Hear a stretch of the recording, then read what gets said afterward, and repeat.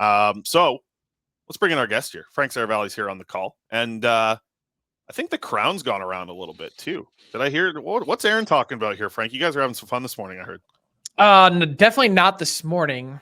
So let's just make sure we draw that line pretty clearly in the sand. But I did Oilers Nation every day today and was hanging out with them. And we got, you hit a goal in terms of likes, and all of a sudden you hit some. I got the crown behind me here, over here. I'm bad at pointing, and yeah, a little dip into the crown in the afternoon. We'll see how that bottle looks by next week. I don't think it'll be as full. But it's good. I'm glad you guys are having some fun with the likes instead of just making your Remchuk put on some weird outfit or whatever you guys.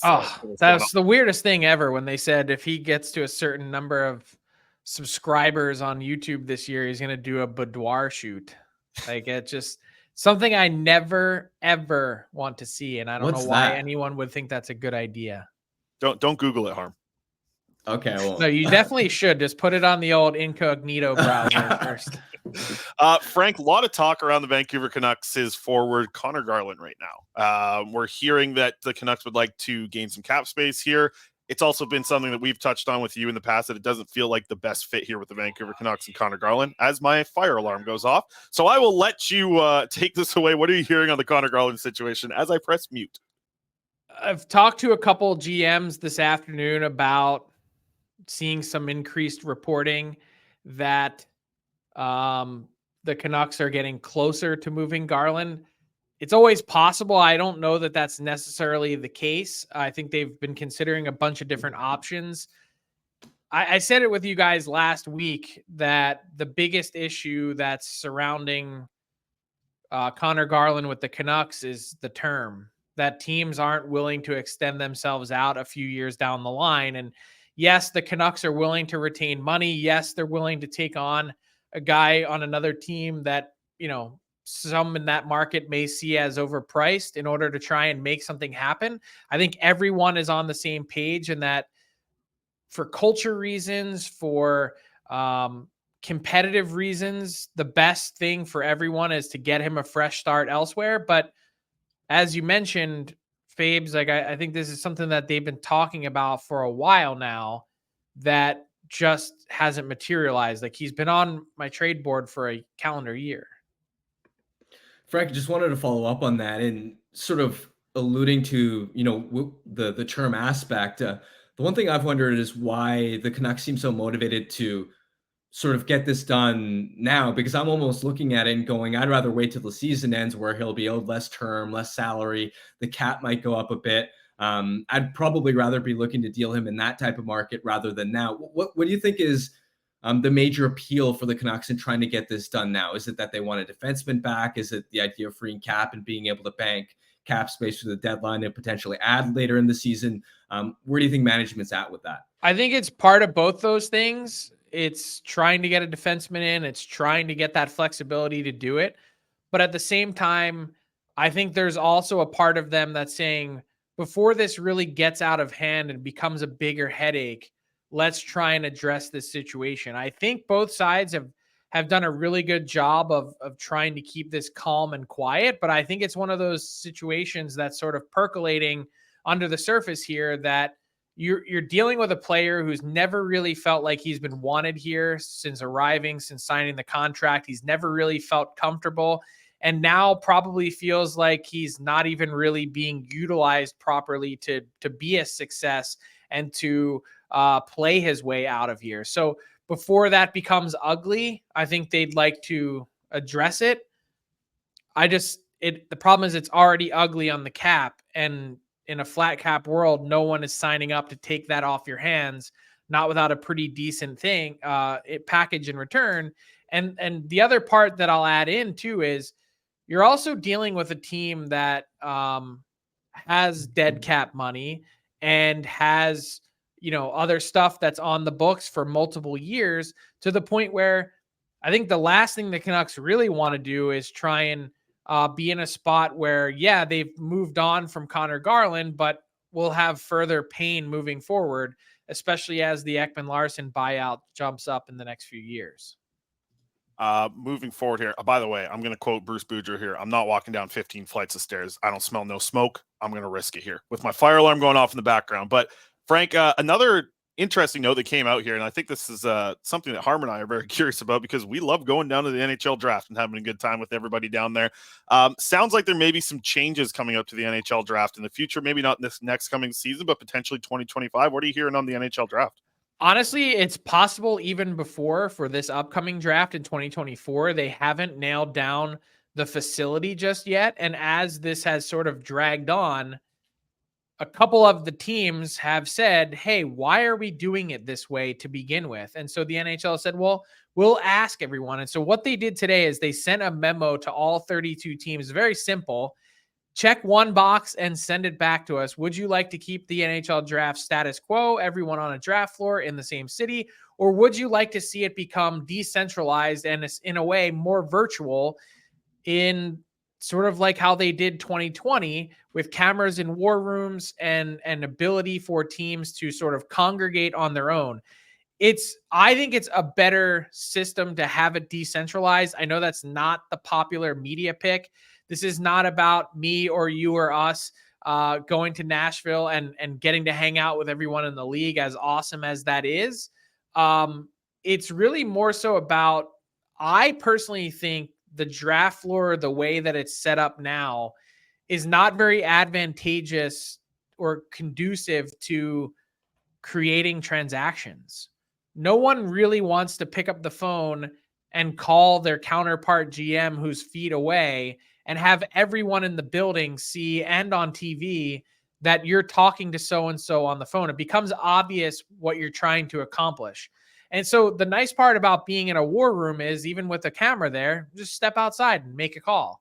And I think it'd be more, no one wants to make a mistake. So if you can sort of do it off camera, I think what you'll end up doing ultimately is creating more transactions. And then just from a human capital standpoint, why shuttle everyone in your organization to one city to then hurry up and rush to fly them back to wherever your home base is for development camp, which usually starts 2 or 3 days later?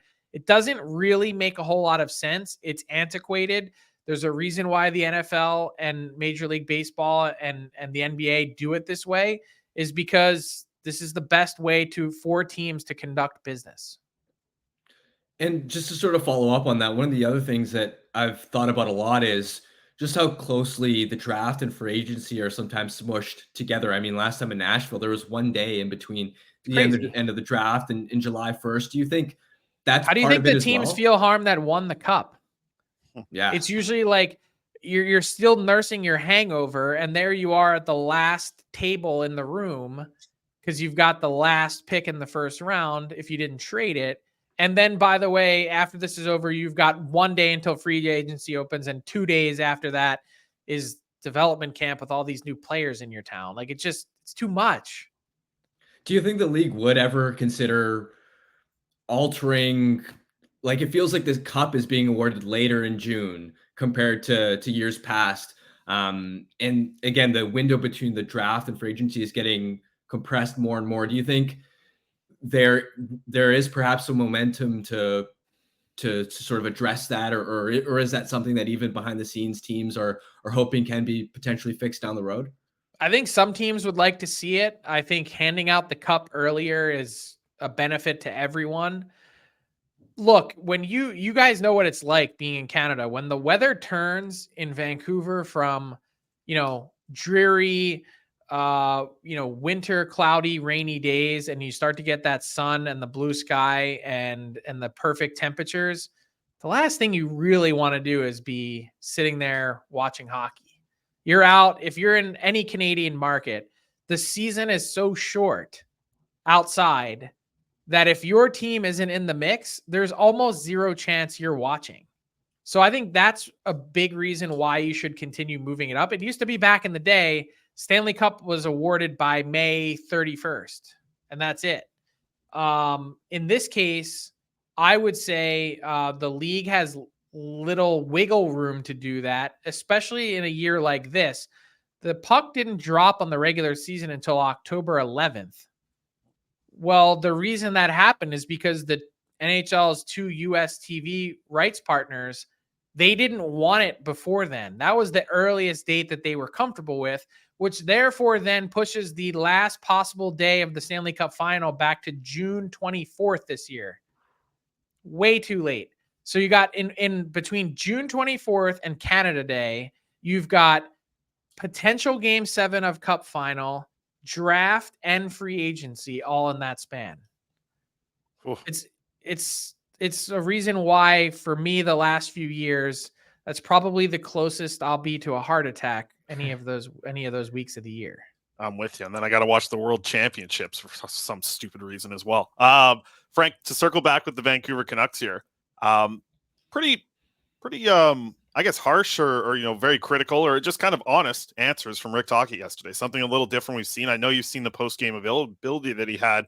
One of the big quotes I wanted to take away was, "Who are we to think we're anybody with this team?" What do you think about the way that Rick Tocchet spoke with the media? Because what we were talking about earlier on is, if he's saying that to the media, what's he saying with closed doors inside that locker room? Probably not any different, and in some ways it might even be a little bit less harsh. And I think, first off, that's the thing that jumped off the page at me. I love it. Why should the Canucks, what do they have to stand on after these last number of years to think that because you won the first 2 games of the year against a team that many view as a cup contender, that all of a sudden that puts you in that category? You can't take a night off, not against one of the worst teams in the league. It's not a joyride. I don't know how many guys ended up going to the NLCS here in Philly on Monday night, probably more than a few. It's not party time. It's time to work.